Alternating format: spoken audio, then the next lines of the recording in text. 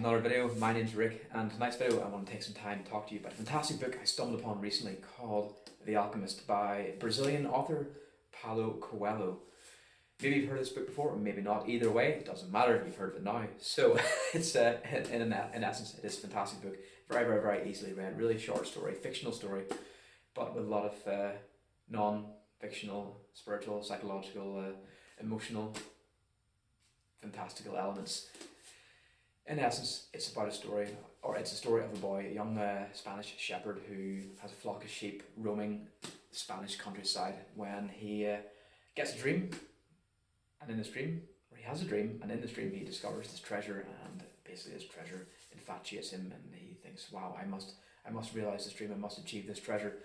But he only actually sets out in this quest to find the treasure after visiting a gypsy woman who confirms the dream was real. So that's basically what spurred the whole thing on. Anyway, he goes on a massive quest, massive journey. It's much bigger than he ever would have imagined, and it takes him high and low over dale and glen. It's like a roller coaster, you know. It's got plenty of great moments, powerful moments, fantastic moments, a lot of negative moments, sad, depressing, horrible moments as well. So it's a whole plethora of things going on. Anyway, the story itself isn't what we're concerned with right now. The main things I want to talk about right now are the actual teachings, elements, principles, philosophies, key takeaway tools from the book, which I want to share with you right now. And I have 6 in particular. The first key principle which I want to take away from this book to share with you right now is that of the importance of decision making. Everything in life starts with making a decision, from getting out of bed, what you're having for breakfast, what colour of clothes you're going to put on, to name a few examples. And in this book, the main decision was for Santiago, the young shepherd boy, to actually set out on his quest to realise his dream of achieving the treasure. Now, the reason why the vast majority of people never actually realise their goals or dreams, achievements, whatever, is because they don't make a decision to actually go out and do it. It's always a dream, it's always a fancy, it's always something out there in fairyland, but they never actually take that first step to do it. Anyway, so Santiago's journey began with a single step, like an old ancient Chinese proverb. The decision was that first step. The second key principle, which I gleaned from the pages of this book, and I think is definitely worth sharing with you right now, is to become aware that fear is the biggest obstacle in all of our paths. In fact, to quote Napoleon Hill, indecision, doubt, and fear, the members of this unlikely trio are closely related. Where one is found, the other two are close at hand. So it's almost like Agent Smith and Neo in the Matrix. One cannot survive without the other. Not saying they're exactly the same in this case, but where one is found, the other is very likely to be there.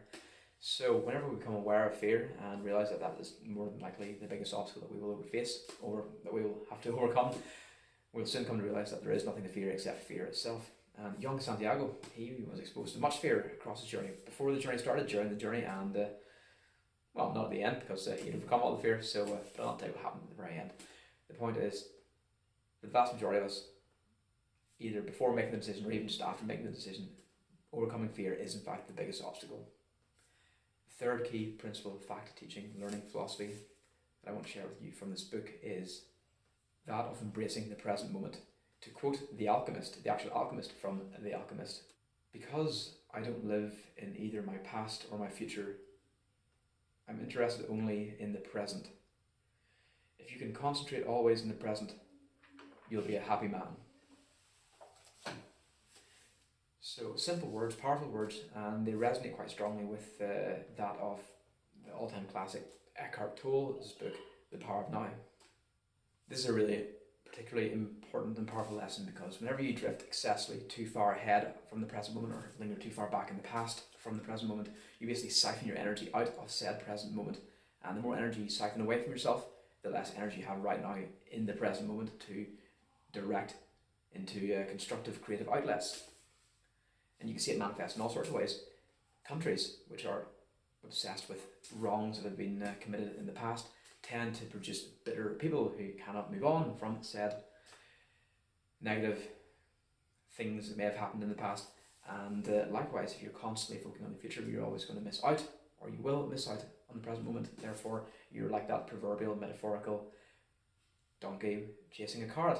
You're always chasing said carrot, but you never actually get the satisfaction of having the carrot. And even whenever you do experience that carrot at last, you won't be able to stay over that present moment, because you're so used to, you're so conditioned to constantly thinking ahead. So enjoy the present, enjoy the journey, enjoy the process, enjoy the actual quest at hand. The fourth fantastic lesson from this book is focus on your own journey. A fantastic quote from, again, The Alchemist. Within The Alchemist, the actual alchemist himself, he said the following: if someone isn't what others want them to be, others become angry.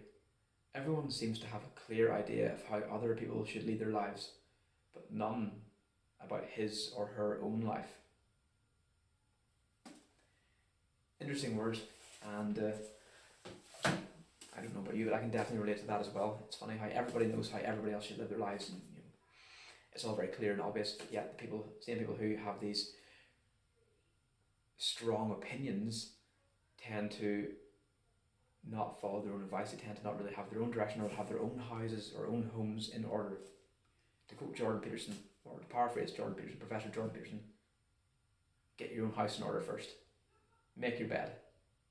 And number 5, the fifth principle, which I gained from this book, and again, very, very useful for absolutely everybody in all walks of life, is that of persistence.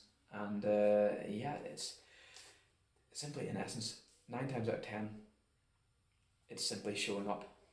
9 times out of 10, winners are winners simply because they turn up day in, day out. They don't just train, they don't just do the thing that they're needing to do whenever they're feeling good, they do whenever they're feeling bad. Whenever you can do something that you know you should do but don't want to do, whenever you do that, whenever you're feeling bad and really push through the resistance which is stopping you or trying to stop you from actually doing what it is you need to do, that's where real progress is made. That's what separates winners from losers. That's the Arnold Schwarzeneggers from the non-Arnold Schwarzeneggers. I'll not mention any other names in case I offend any classic bodybuilding fans, but you get the point. Persistence, persistence, persistence. It's showing up. That's what Santiago did by persevering to the very end of his mission, his quest, his goal. That's what we all need to do, really, to get our own treasures at the end of the day. And the very final lesson, tool, principle, teaching of this book is simply the importance of taking action. It's all very well, fantasizing about doing this, doing that, whatever it is you want to do, but until you actually take the first step and move towards the goal, physically move towards the goal, it's always going to be just a pipe dream. Santiago took action. He travelled the desert, did a lot of things in between. Sometimes for us the hardest thing can be simply getting off your sofa. The sofa today, I think of it almost like a prison. Once you sit down on that sofa at the end of a long day, it's so hard to get up. It's like almost there's a gravity field attached to it. And it's like, no, let me get up, let me do things I need to do, but it's so soft and comfortable. You gotta take action. Get up off your ass, go and do what it is you want to do, and feel the satisfaction after you've achieved whatever it is you're looking to do. So hopefully you gain some degree of value from this video today, and if anything, hopefully I want to read this book a little bit more. It honestly is a really, really fun story. Simple read. You can read it in 3 days, 2 days, probably 1 day, depends how fast you read. I don't really read that fast, but definitely couldn't recommend it enough. And again, as always, thanks again for watching. All the best, and as always, take care.